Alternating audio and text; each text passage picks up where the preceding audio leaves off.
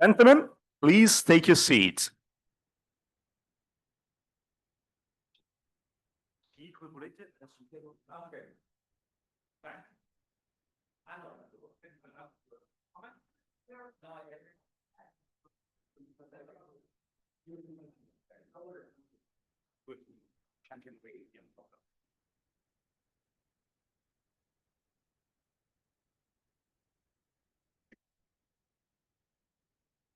Ladies and gentlemen, please take your seat.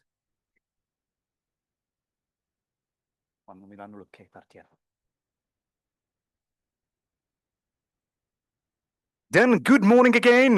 We are ready for the second sessions of our Dolomite conference. I'm glad to introduce you, one, I'm very biased. One is for me, one of the most interesting sessions of today. We're going to discuss the challenge of sustainability and security for global trade.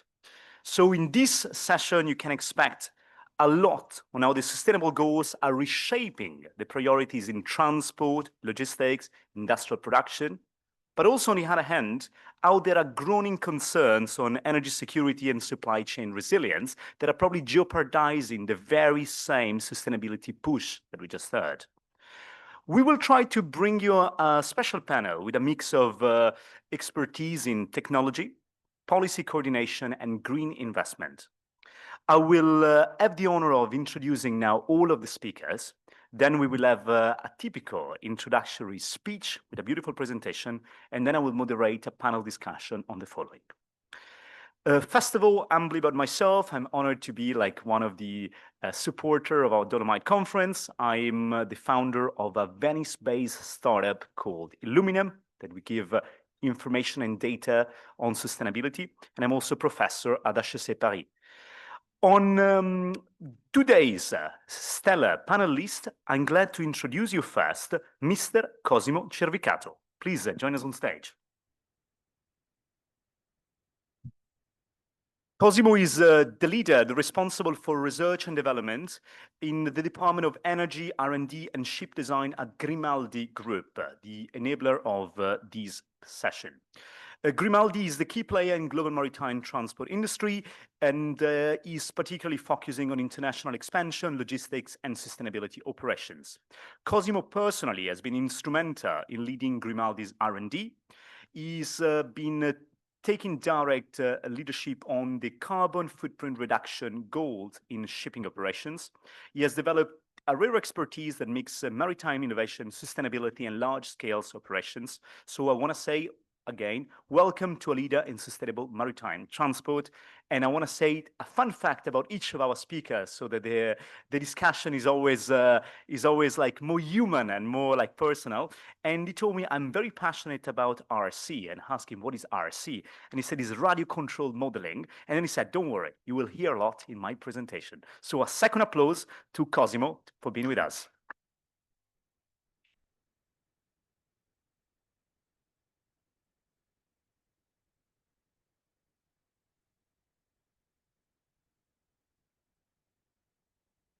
Ladies and gentlemen, it's a pleasure to open this session dedicated to the sustainability and security in global trade that today, more than ever, must evolve together. At the Grimaldi Group, we know very well how technological innovation and environmental responsibility are becoming inseparable drivers for transformation. Our approach combines a strong commitment to decarbonization with a progressive digitalization and operation of assets. On the environmental side, we are advancing a wide portfolio of projects that I will show you very soon, aimed at reducing the emissions and improving the energy efficiency. These include the deployment of hybrid and zero-emission vessels, the installation of advanced battery systems, and the integration of alternative fuel such as biofuel like e-methanol and ammonia-ready propulsion for our ships. Our latest Grimaldi Green 5th generation and Superstar class vessels represent tangible steps toward the sustainable transition. Here, on the screen, you can see all the technologies that have been installed on our ships. In this specific case, this is a roll-on, roll-off type ship that include a lithium batteries, 5 megawatt hours of capacity that allow the blackout prevention and zero emission and zero noise import. Thanks to this technology, we are capable to stay in port more than 8 hours with the diesel engine off. Then we have the exhaust gas cleaning systems, so-called scrubbers.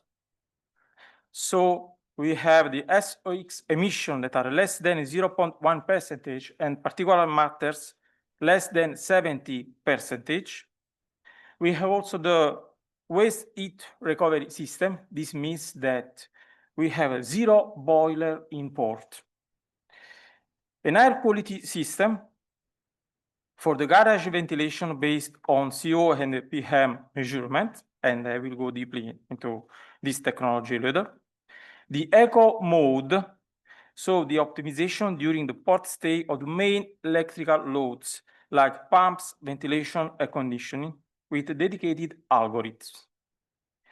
The hull and appendages optimization, the silicone paint, so no fouling release technology to guarantee the lowest hull ruggedness. 2 Rolls-Royce propeller optimized, including the Promas Light technology in order to reduce the vertical losses. Main engine MAN electronically controlled. The PTI shaft generators technology that can work both as generators, so power takeout, and motors power take-in. And 350 square solar panels with a power peak of 60 kilowatt. Now I will show you some of these more in details. One of these is the cargo flow optimization. So since the beginning of this project, started in 2017, we studied the garage layout, deck and ramps arrangement in order to discharge and charge up to 500 pieces simultaneously, the double size comparing with the previous generation of ships. The arrangement has been optimized in order to operate on 3 independent cargo flow up to 12 tug masters. The tug masters are the ro-ro vehicles operating in the port area and also inside our ships.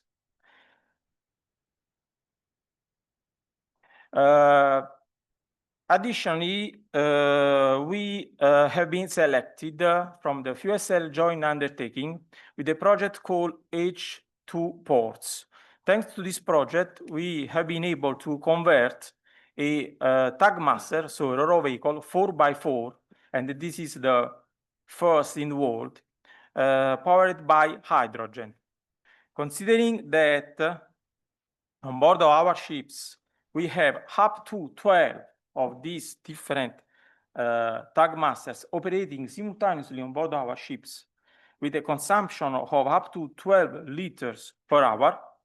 Using this hydrogen tug master, we have been able to reduce the CO2 emissions inside our garage during the port operations and to have zero noise for the port operators. Actually, the tug master is operating in Valencia up to the end of this year, and we are in contact with the major companies in order to convert additional trucks like this, considering that in total we have more than 380 different ro-ro equipments in all our terminals and on board our ships. The battery pack. We have 5 megawatt hours installed on our ships that, as I said before, this will allow the blackout prevention. So we have a very big UPS installed on board. And thanks to this battery pack, we are able to stay more than 8 hours in port stay with zero emission. Thanks to the eco mode, now we are capable to increase the number of hours during the port stay because reducing the electric load we can have more energy to be dedicated for the port operations. Solar panels. Now we have 360 square meters of a solar panel installed on board, and the energy produced is stored also in the batteries on board. And additionally, we have also the air lubrication system. This system is innovative and is installed on 14 ships of the same type, plus 7 con-ro type vessels, so container and ro-ro type. And thanks to this technology, we have different compressors that push micro bubbles under the hull of the ship in order to reduce the frictional resistance. And considering thanks to the data collector that we have on board our ship, we registered a reduction of consumption up to 6-7% of tons per day. Silicone paint. So the silicone paint has been applied in a dedicated second dry dock during the construction before the sea trials. And we obtained minus 10% of fuel consumption thanks to this technology. The exhaust gas cleaning system, so actually is mandatory in order to sail in the ECA areas, so emission control area. Then, in parallel, the automation and robotics are reshaping both our shipbuilding process and onboard operations. The use of collaborative robots in ship construction is optimizing the precision, safety, and resource efficiency, while digital twins and artificial intelligence-based monitoring are improving the fleet management and predictive maintenance. These advancements pave the way for an increasingly autonomous and intelligent maritime ecosystem capable of ensuring both environmental performance and operational resilience. Grimaldi has been selected by the European Space Agency together with the Italian Space Agency for a project called 5G MASS. This project has the objective to design, develop and testing a system called 5G Maritime Autonomous Surface Ships, which function is to provide ship approaching a port with the optimal trajectory for access in port waters. Thanks to this project, we installed on board 4 LiDAR that provide us exactly the distance from the hull to the berth in centimeter while approaching in port, 8 smart cameras that provide the distance between the different targets during the berthing phase, and we changed all the Ethernet infrastructure on board our ships. And this system is connected to the Livorno port with all the microservices of the Livorno port, and there is a daily exchanging of data between the ship and the port. In Port of Livorno, we have also a ROC, so a remote operation center, that can monitor the berthing phase of the ship while in entrance in Livorno port. We already prepared the second phase of this project, and we will extend this technology also in Savona.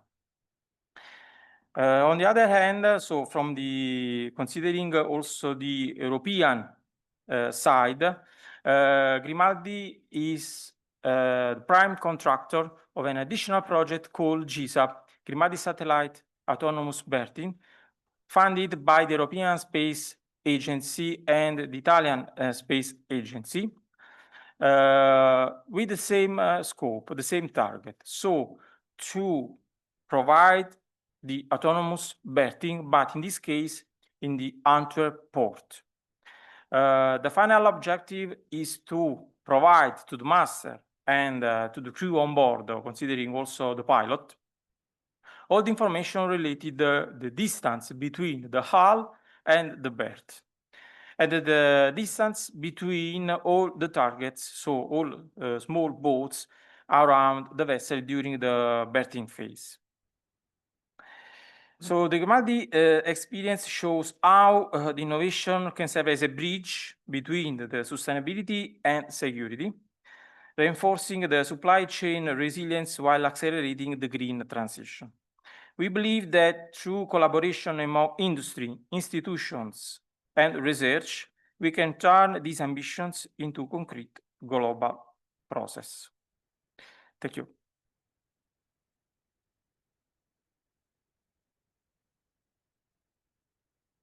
Thank you, Cosimo. Please feel free to stay with us if you want. We will now expand this table for broader discussions. And I'm glad to present you the other three speakers that are coming with us to discuss the future of trade, the challenges of sustainability and security. And I want to start with a lady first, that she's connected online, so I will ask the direction if she can be brought with us on screen, because the first introduction goes to Monica Poggio. Monica, good welcome with us. Thank you. Good morning, everybody. I will present you, Monica, as the CEO, the Chief Executive Officers of Buyers Italy, and also as the President of the Board of Directors of the Camera di Commercio Italo-Germanica, die Deutsche Italienische Handelskammer. So herzlich willkommen, Monica. And I will tell you a bit more about her. She's representing the German-Italian business community for us here. She's also a non-executive director of Fiera Milano, Italy's largest trading fair, and also on Edison, one of the largest energy companies in our country. Before her journey in Bayern, she had management position in many other companies, including General Electric and Eli Lilly in Florence. Her contribution today will be across industries. She will give us valuable insights on how corporate sustainability innovation, supply chain resilience can be integrated. So let's make a second applause to Monica for being with us. Second, and I ask him to join us on stage, I'm happy to introduce you Philippe Paul Burkhardt.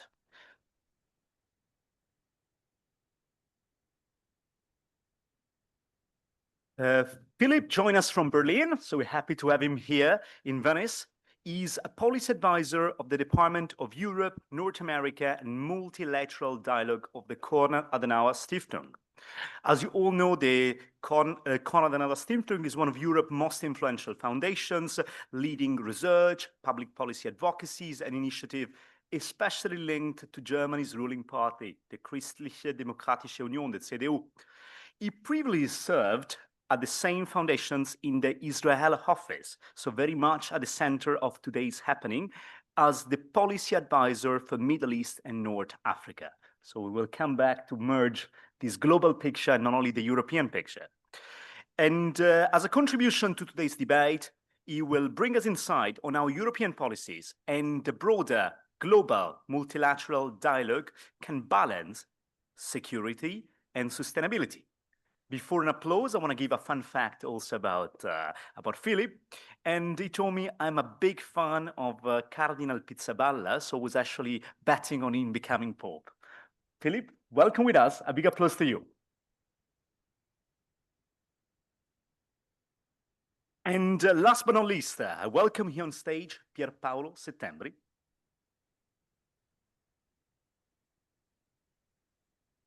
Pierpaolo is the deputy head of the European Commissioner for Sustainable Transport and Tourism. He was a Fulbright scholar. Before taking the current role, he held many senior roles at the European Union for the Secretary General and formerly as the right man of the Director General of DG Move in the European Commission. He is a seasoned EU official with over 15 years in Brussels, and Pierpaolo will bring to us an in-depth understanding of European policy and an in-depth understanding of how to drive solutions for Europe's future mobility landscape. As a fun fact, he ended up in European affairs due to a girlfriend who dumped him once. So welcome to you, and a big applause.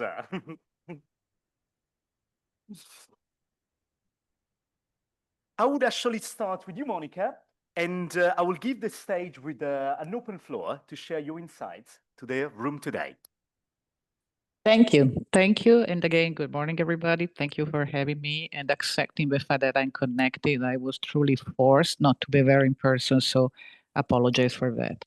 As said, I'm representing here the Italian-German business community in Italy, namely the ACA Italian, the Italian-German Chamber of Commerce. So our focus is primarily, obviously, on trade, but also we look a lot into sustainability.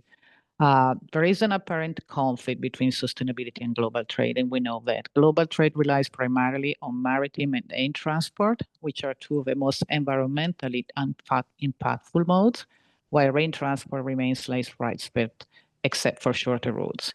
It therefore seems that are incompatible, and that is a neither-or choice.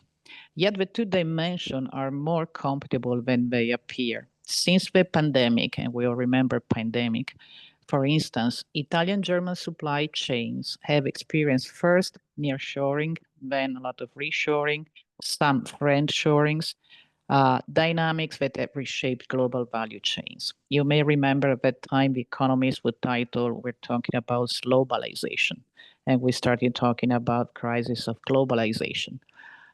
For sure, a new type of globalization has emerged, more focused on macro regions without dismantling global interconnection altogether. Uh, a lot of companies now, including German ones, are now operating according to what we call a local-to-local strategy. They open facilities abroad and produce directly for the local market. This strategy helps avoid a number of risks associated with international trade, yet it does not eliminate interconnections, since certain goods and raw materials continue to move globally. Another crucial aspect is digitalization and monitoring based on artificial intelligence. Today, we speak less of supply chains and we talk more about supply networks, which means that our networks where interdependence is managed for greater data transparency, digital traceability, and technologies such as blockchain. I think somebody before mentioned blockchains, and predictive artificial intelligence to optimize routes, cargo management, energy consumption. In this sense, digitalization of logistics is a form of sustainability. In today's context, speaking about sustainability and global trade also means speaking about security, and we come to the core of this discussion and panel. From the Houthi attacks to the Russian gas crisis, we keep talking about perma-crisis, and we saw how many geopolitical crises and challenges we have. The invasion of Ukraine, it has become clear that trade and defense need to go hand in hand. And defense spending, in turn, goes hand in hand with infrastructure investment, as demonstrated by Germany's recent decision to include both in a single 500 billion fund under the revised debt brake framework. As we know, Germany changed its constitution so that they could invest in a different way, and namely in those two areas. I will also mention the Italian-German Action Plan. The Italian-German Action Plan is a bilateral plan signed back in November 2023, and now probably will be reactivated beginning of next year. This plan focus on energy, security, and transition, underlining the need to coordinate these three dimensions holistically as we are deeply interconnected in today's geopolitical and economic landscape. I will then come to critical raw material, which is another pain point for Europe, especially for us in Europe. Sustainability is demanding and costly, but in the long run represent a competitive advantage.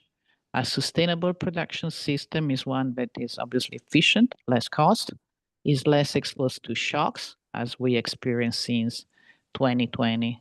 And maybe if I can also remind everybody, beginning of 2019, when we already had some commercial fight and tariff between US and China, and thus fewer risk of coercion.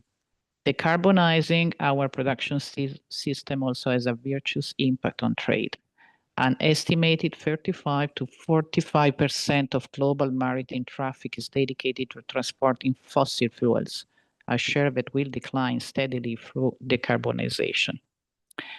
Another example of how sustainability and global trade are intertwined is Germany's relationship with China.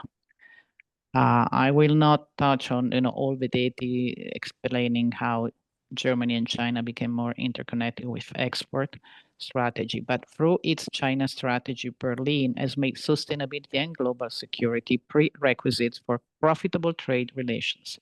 In this sense, de-risking also serves as a tool of leverage.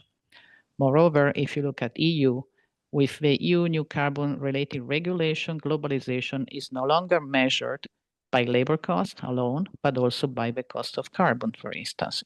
Mechanisms such as the EU's carbon border adjustment mechanism introduce a level playing field principle that links trade and climate policy. However, like in the Chinese case, diplomatic relations, geopolitical risk, and production needs intersect. Despite the reconfiguration of value chains, globalization will not disappear. As we said, we may talk about globalization, but the world is globalized. Many raw materials will necessarily retain their global relevance. While this prevents countries from retreating into local isolation, it also exposes Europe to a serious strategic dependencies. And this is why we clearly need coordinated strategies.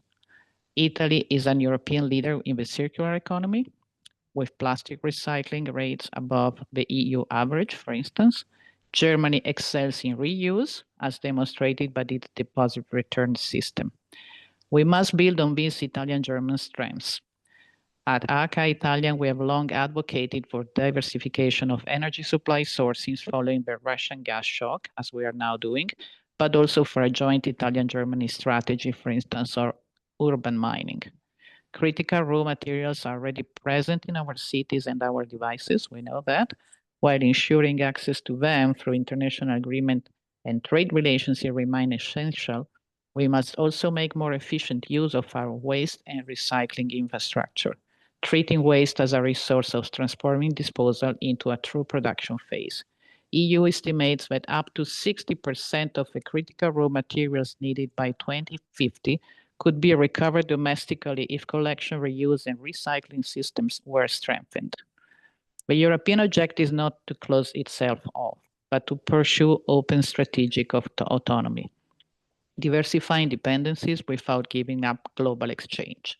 Achieving this balance requires economical diplomacy, industrial cooperation, and shared innovation policies. And as you know, I also represent industrial environment. May I recall that during globalization, the companies moved to what we used to call the just-in-time manufacturing strategy. And probably in the last years, we have all rediscovered the just-in-case strategy. We all need to be very flexible and very careful about creating interdependencies and not only dependencies. In this context, financing European research is crucial. As Grimaldi highlighted, the maritime sector is making enormous progress in decarbonizing fuels and improving vessel efficiency. Innovation and research have a real added value that allow us to reconcile the need for global trade with sustainability. In the automotive sector too, research will be key. Think of biofuels as well as a more extensive and efficient infrastructure network to support electric mobility. Defense benefits as well, whereas civilian technologies only evolved into military application. Today, the opposite often happens. Research on batteries, hydrogen, composite materials, and artificial intelligence originates in the civilian sphere, but has direct implication for defense. I will briefly touch on the fact that in the European context, when discussing sustainability and trade, we cannot overlook the fact that the incomplete realization of a single market remains a major obstacle, which creates some disadvantages to all member states. But there are also several interesting examples in this regard. I would mention the TEN-T corridors, which is a corridor that links Italy and Germany, North Sea, Rhine, Mediterranean, formerly the Rhine-Alpine corridor. Promoting modal shift from road to rail freight, so less carbon emission, greater capacity, better cross-border reliability. The South 2 corridor, which include repurposed gas pipelines and new routes to transport renewable hydrogen from the Mediterranean to industrial areas in Italy, Austria, and Germany, and other German ports and terminals in Italy, such as the HHLA's PLT terminal in Trieste, a key Adriatic gateway to Central Europe. So a lot of examples, and there are many other of green shipping corridors. So just to get to the conclusion, I think a common investment capacity, a stable European fiscal instrument to finance the green transition and industrial security, common standards as a competitive advantage, and the geopolitical dimension of infrastructure. All these elements must be held together to ensure sustainability and security without abandoning the paradigm of globalization, yet without being endangered by it. Thank you. Thank you, Monica. I get you touched so many points, so the applause of the room is for you. And to continue on this flow, maybe I take some peels of what Monica was mentioning, and I come to you, Philip. So we continue on this Italian-German corridor that Monica said it. Not in this case road to rail, but mic to mic. So 4 points that you mentioned that stuck to my mind, Monica. You said at the very beginning, sustainability is still a competitive advantage for our Europe, but needs to be next to funding research, funding the innovation. You made the example of blockchain at the beginning. You made other examples later. Second, we love when you said that now the new globalization is measured not only in labor, but also in carbon. And we all know what is happening with the CBAM, the Carbon Border Adjusted Mechanism. Then I loved as an Italian, as an Italian-German, as you said, that we have a leadership already in circular economy. Germany more focused on reuse, Italy more altogether in circularity. And the stats is simple. 60% of the critical raw materials are already in our waste bins. They're already there. So when you pointed at this new friendship, you call it the German-Chinese friendships, perhaps all this need of rare materials is something that can be partially already looked in what we belong and control. And lastly, I loved your reflection on manufacturing, right? Coming from a company that is famous for producing real goods, Bayern. You said we move from just in time to just in case. We have done a lot in making standards more common. We are now like repurposing many of our infrastructures. You mentioned the gas one and the rail ones. So what is next? And exactly with what is next, I pass to you, Philip, to take it. Yeah, thank you very much. What is next? It's a tough question, a broad question. I don't want to talk too much since I think we should leave a bit room for discussion here. But everything I say right now is basically based on the assumption that trade is important, European trade is important, the globalization of Europe is important. But on the other hand, I still believe, or I believe that Europe is still competitive, but no one is waiting for Europe at the moment. Giving this at the fact, I mean, if you go here to Venice and you go to the palace and you see a huge picture of the sea battle of Lepanto, where the Holy Alliance under Venice was defeating the Turkish power on the Mediterranean, this time is over. No one waits for Europe anymore. We are relatively small in terms of population, and we are facing some structural issues.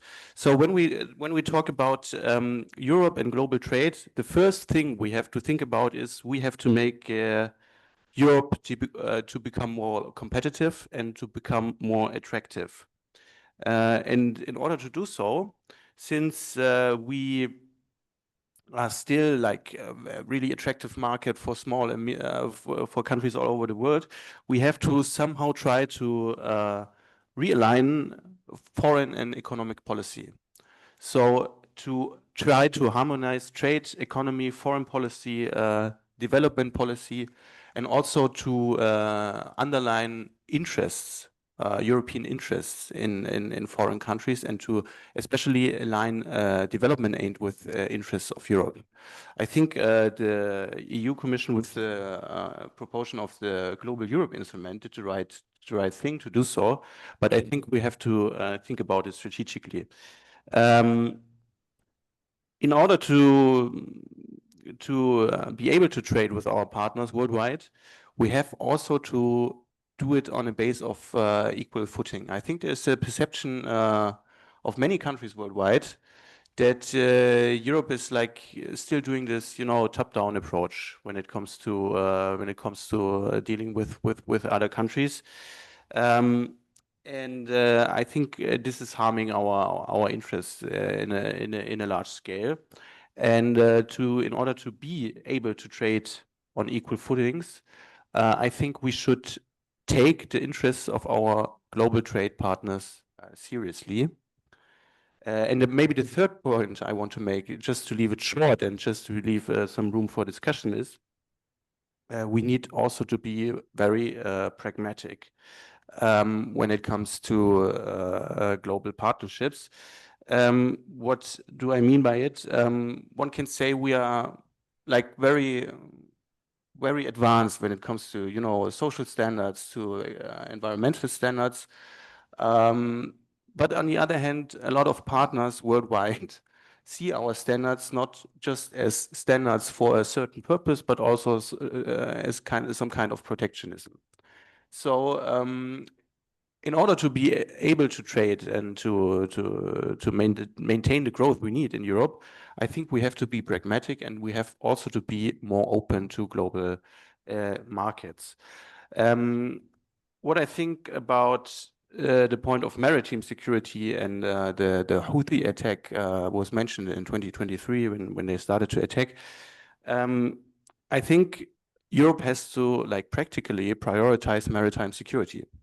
I think when we talk about European defense and European security, we tend to replace any format or any institution we have by just Europe, because we don't know what Europe actually is in this context. Are the Britons in? Are the Turks in? We have the coalition of the willing, and so on and so forth.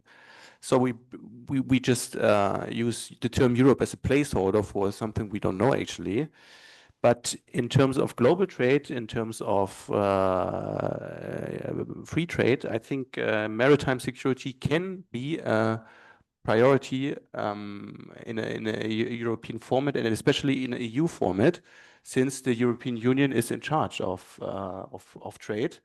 And I think maritime security, although we have these issues with somehow spoilers like Hungary and Slovakia when it comes to European defense and how we, I don't know, assess the Russian threat or something, I think maritime security can be some kind of an identity builder of a common European security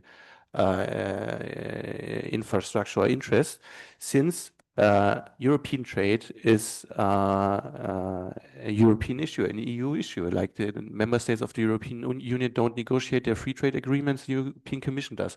So I think maritime security can be somehow a catalyst for like broader European integration. And I think I have some more points, but I leave it with that. Just a quick input to be able to discuss later on. Thank you, Philip. And I will now look at Pierpaolo then. Maybe I just always summarize the pills that I enjoy the most, right? You said to us first, no one is waiting for Europe. Bold. Silence in the room. You said it's not 1571, right? It's not Lepanto. And as a person living in Venice, I like to remember that probably the population was not the issue. Even at the time, Venice was much smaller than Constantinople. But yes, at the time we had the Arsenale. And the Arsenale was a technology advantage. In the time of 3 hours, they were building a galleon boat. Today, this technology advantage is lost. You will tell me, Pierpaolo, if it's lost maybe forever or at some point. But for sure, yes, we have the standard, you said. These standards of social, environmental, moral superiority, I like them. But you say, look at the word. You were in the Middle East for a long while. These standards are now seen not as progresses, but a fancier protectionism.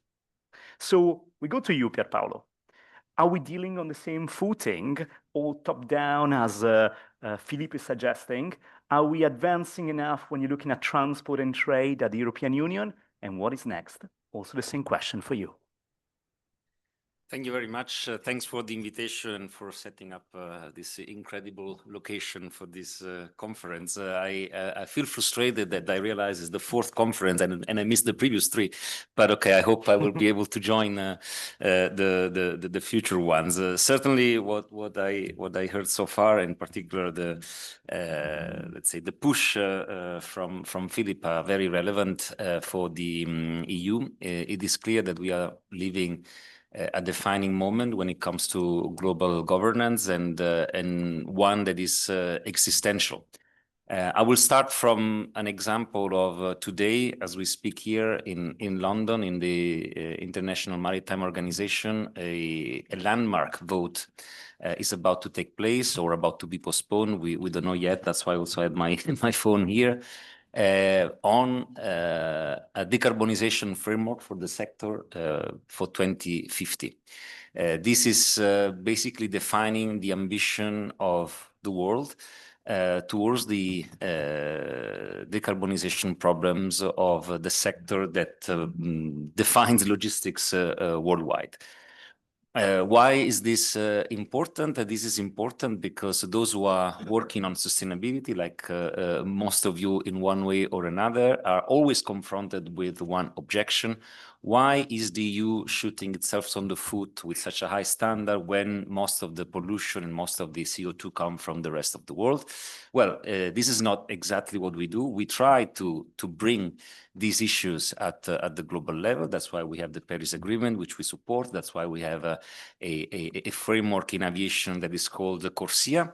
And this is why we want to bring it also to the IMO, so to the global maritime level, in order to have a binding framework that from now to 2050 will lead us to progressive decarbonization. The reality is that this global governance is broken.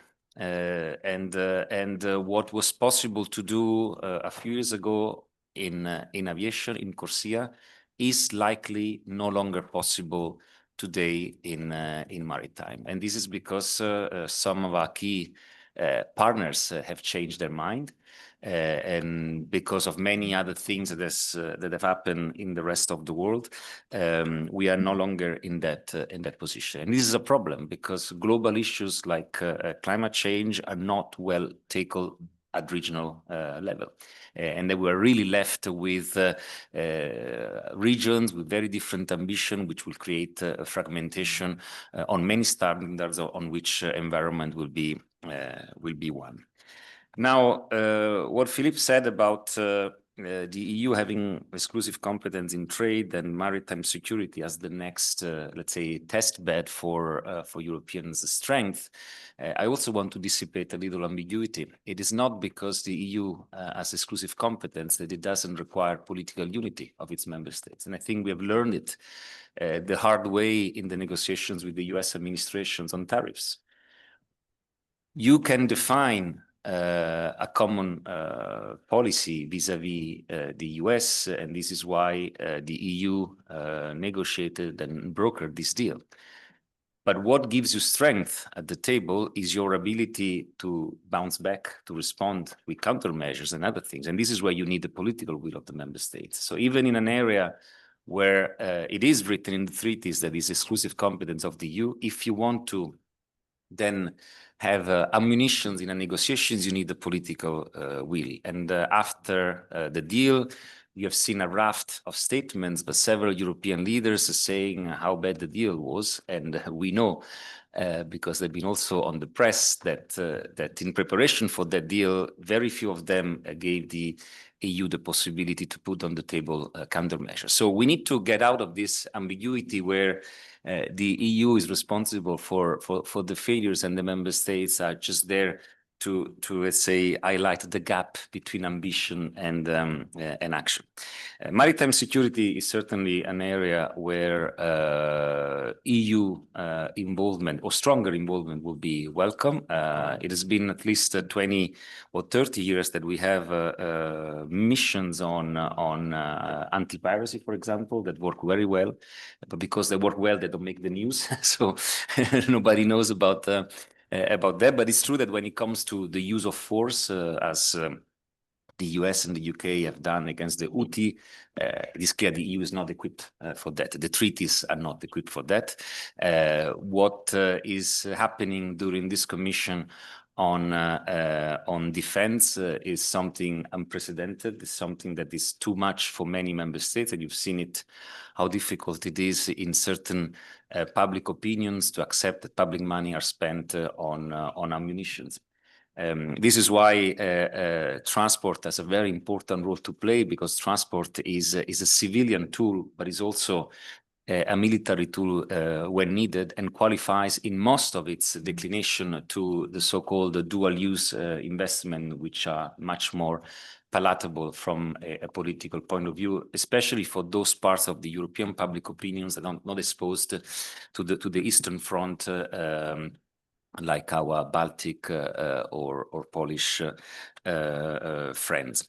So here, if the next multi-annual financial framework is a measure of our ambition, then we see that our spending in military mobility, which is part of our security effort, is 10 times higher than it was in the previous framework. Transport infrastructure as such has doubled, at least in the proposal of the Commission, and now we're entering an important phase of negotiation with the member states and in the European Parliament to see how much of these 2 trillion euros that the Commission has put on the table as the needs for the next 7 years at the European level are going to be confirmed.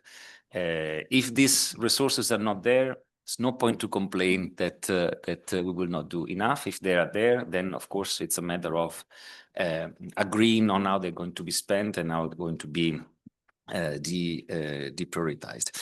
I think I leave it at this for this round, but very happy to engage with your questions. Thank you very much. It's already a lot.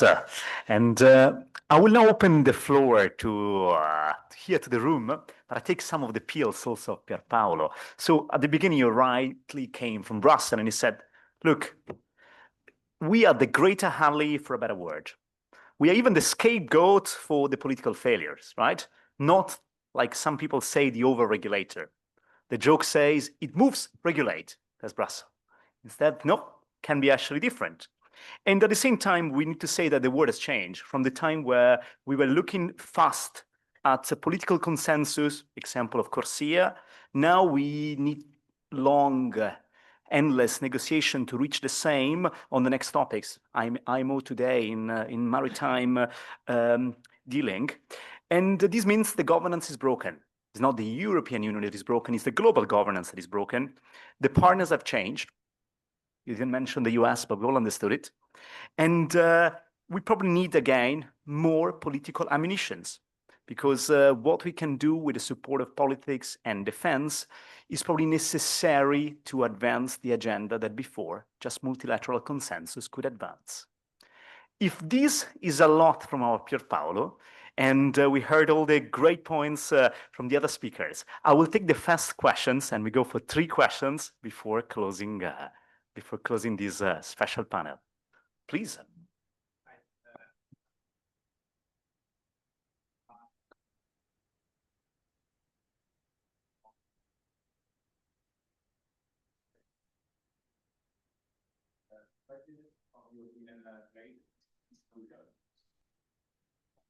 Thank you. Competitiveness of European trade is crucial. However, I mean, we heard about security, which is a requirement. We heard about European standards, environmental standards that are not going to make new ships to be built cheaper. I mean, the Grimaldi example is an example of a ship that clearly costs much more than a normal ship. So given this, that is not going to make globally trade cheaper, what are the levers that actually can be relaxed, or where Europe as an ecosystem can act upon in order to make competitiveness better? If it's okay, we'll take 3 questions at the same time, and then of course we give the words to our speakers. I see the second one coming here from the gentleman next to Isabella.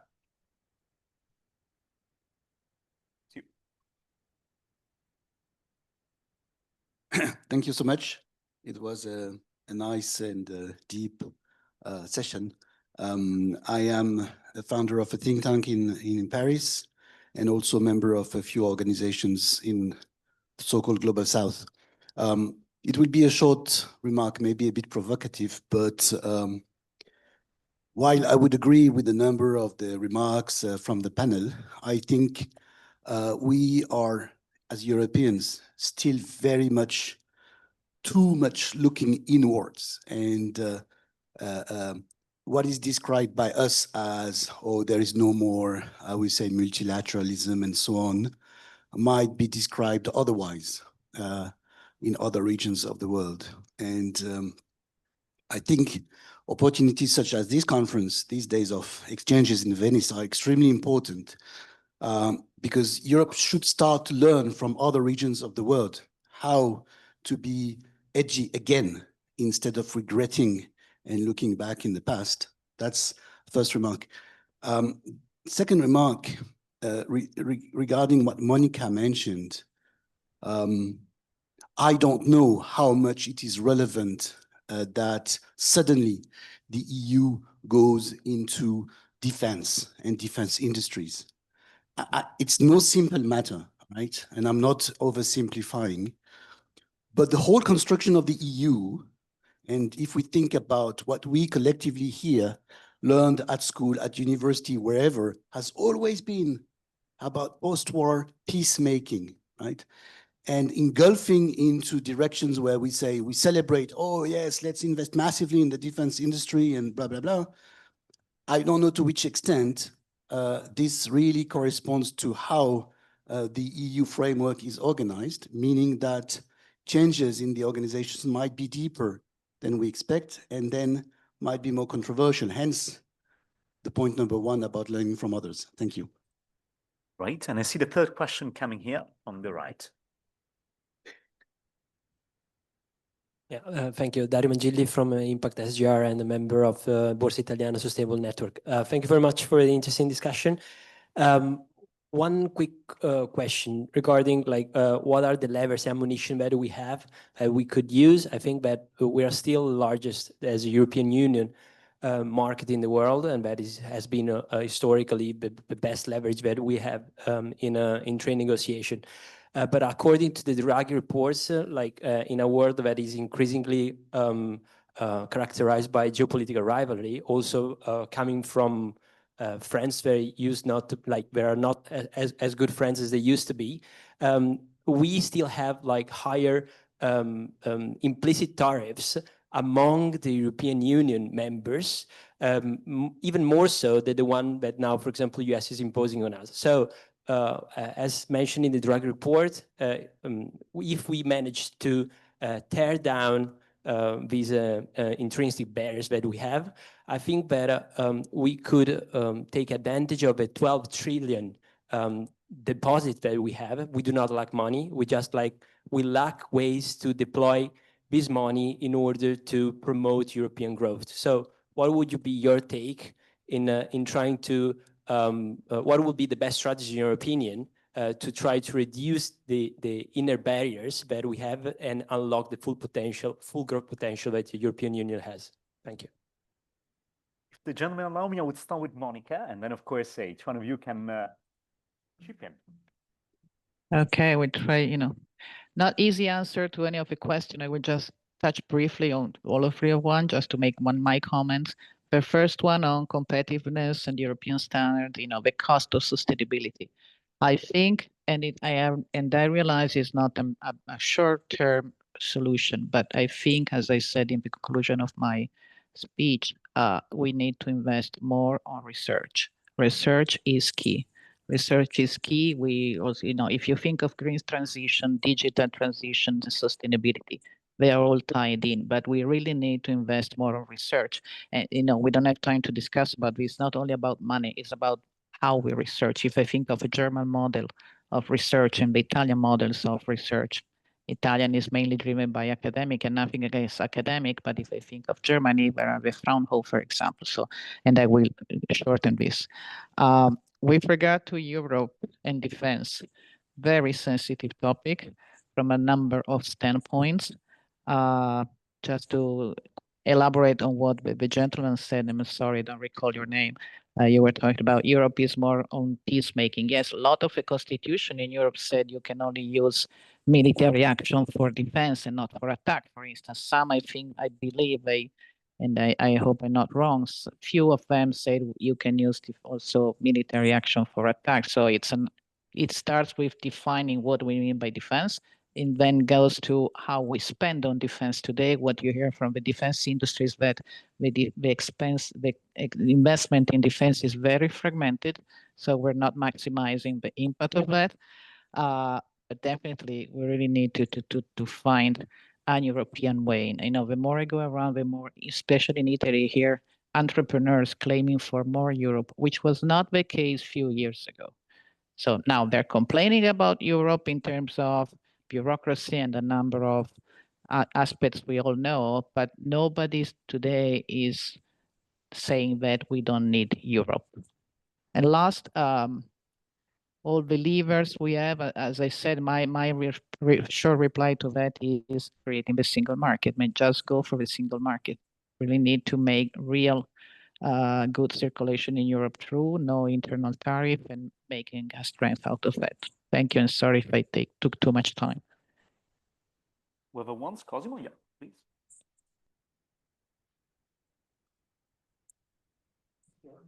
Okay, so I can provide our experience because I had about corridors, common invest capacity, and competitive instruments, no, from the EU. What I can say that the ships that I showed you before, the total cost for every single ship was about 85 millions. And the green technologies covered the 20% of the total cost of the ship. These ships have been built starting 2017, and they tried to get funding from the EU instruments from 2018 up to 2022-23 without any success.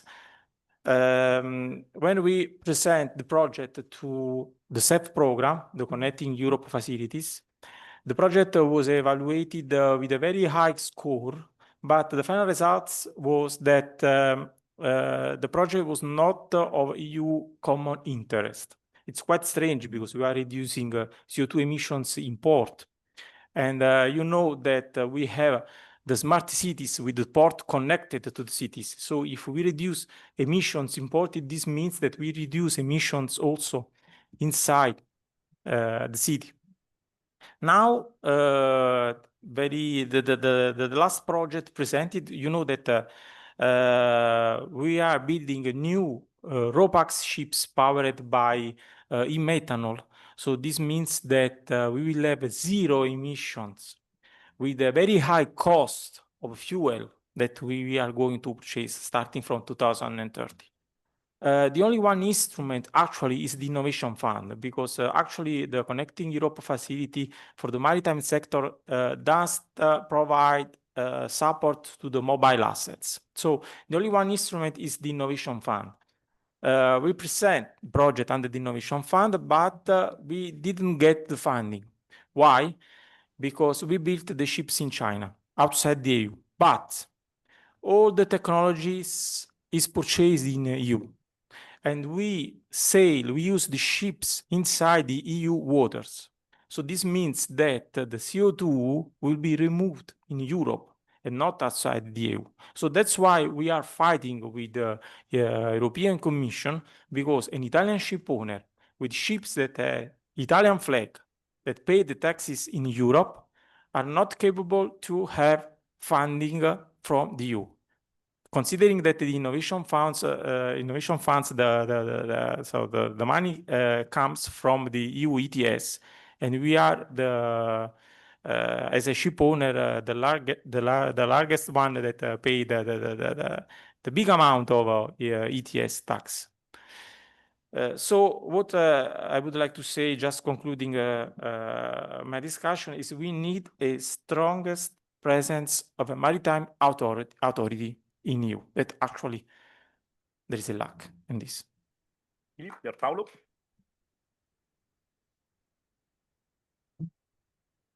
Thank you very much for the questions and remarks and comments. I try to say a few things, maybe not maybe we can also talk afterwards.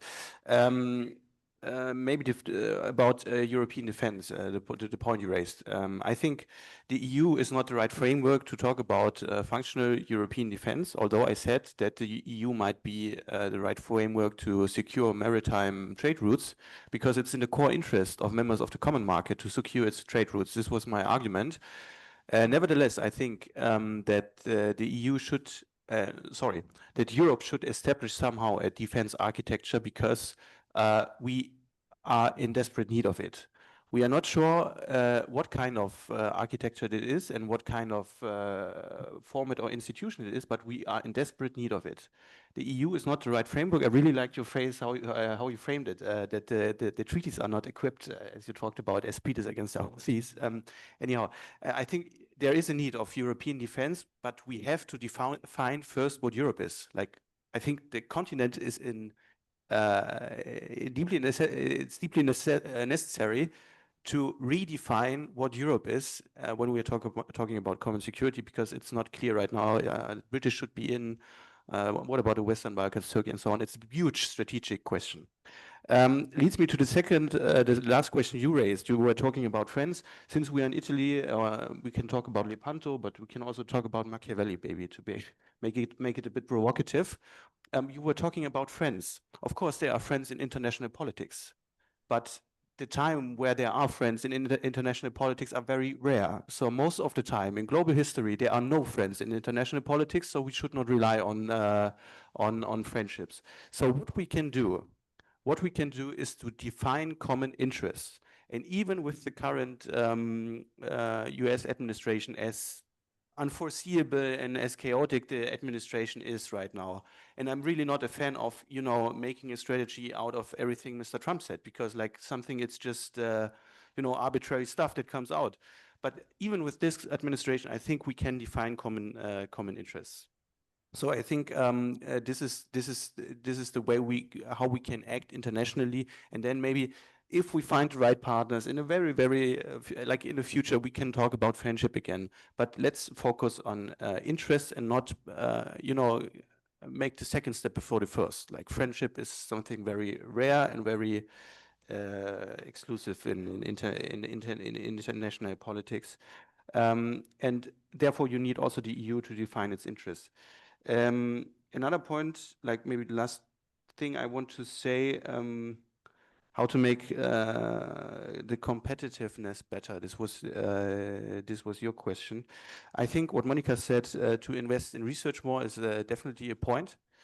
But I think it has to be also like these huge topics about bureaucratization, about making research also profitable. Like, if you work for an academic institution and you make, like, an interesting experiment, or you find something out that could be scalable, and although you are a researcher in an academic institution, I think it should be easier to gain profit with it in order to pursue your research, like also practically in these kind of things. It would be, I think, a very practical solution to this. And last but not least, I also want to be a bit self-critical when we talk about competitiveness. Like, talking about the German business model, the last 20 years, it was externalizing security to the US, talking about friends, cheap gas from Russia, relatively cheap labor in the service sector, and exports to China. And as a German, I have to be very self-critical that all of these 4 pillars don't work anymore. So it's not easy to talk about competitiveness right now, because we have to realign all what we have done for the last 20 years and what we have taken for granted. So maybe just, sorry for talking too long, but just a reflection on this. And we love this reflection. Pierpaolo, we will close with you before the next session on insurance. Thank you very much. I was prepared to answer the questions, but I also got a lot of inputs from Cosimo, Philippe, and Monica. So I'll try to wrap up in one single intervention. To the first speaker, to Dr. Gancia. I think, at least in the transport sector, we need to identify where Europe is still a leader or where Europe lost its leadership and maybe wants to regain it. As Cosimo said it now, most of the ships today are built outside of Europe, but most of the equipment is built in Europe. Is an important part of the market, and I think we need to protect that and maybe regain a leadership in other parts. In aviation, we are still leaders in industry, not only Airbus, but all the providers in many parts of the filiere. So I think we need to have a targeted approach to what we are trying to achieve. Maritime will see a strategy at European level at the beginning of next year, recognizing that the sector is in a transition and the European leadership needs to be strengthened in many of these sectors. Now, is the CEF program the right instrument for the decarbonization of the maritime? Well, the CEF program is in a way victim of its own success. It's a very small program compared to many other European programs. It was 25 billion euros for a period of 7 years. To give you a term of comparison, what Italy invested in sustainable mobility in the RRF is 30 billion. So one country in one sector is 5 billion more than an instrument for all of Europe in 7 years. So it is clear that the focus of this program is on cross-border connections, projects like Turin-Lyon, Brenner Tunnel, Fehmarnbelt, and Rail Baltica at the core of the interventions. And every time there are calls that extend to other parts, the level of oversubscription is between 5 and 6 times. It means that there are excellent projects that just don't get to be financed because there are not enough resources. So this is something that the MFF that has been put on the table will try to remedy it by both giving more resources to CEF, 51 billion proposed, but also create a new European instrument that is going to be called the European Competitiveness Fund, where projects like the one Cosimo mentioned will compete on the basis of merit and not nationality. So irrespective of where the project comes from, if it was worth to be financed, it can be financed. Now, coming to the second question on defense, I'm always surprised when I hear that we shouldn't invest in defense.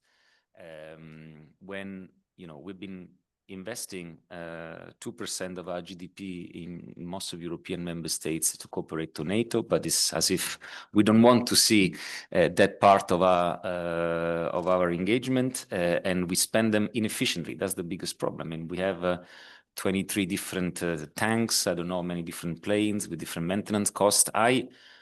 Without talking about the European defense, but I prefer to invest in European research, in the military, in European products, in European procurement, and even in European deployment. So this is what the European defense strategy is about. I don't think the debate is anymore on a single European army or a common defense union or community as we had in the 50s, but it is, and I think is necessary as a Schengen for the military, so that our troops can be moved easily, creating a single market also for our troops and armies. And I come to the last point, the excellent remark by Dario on the single market.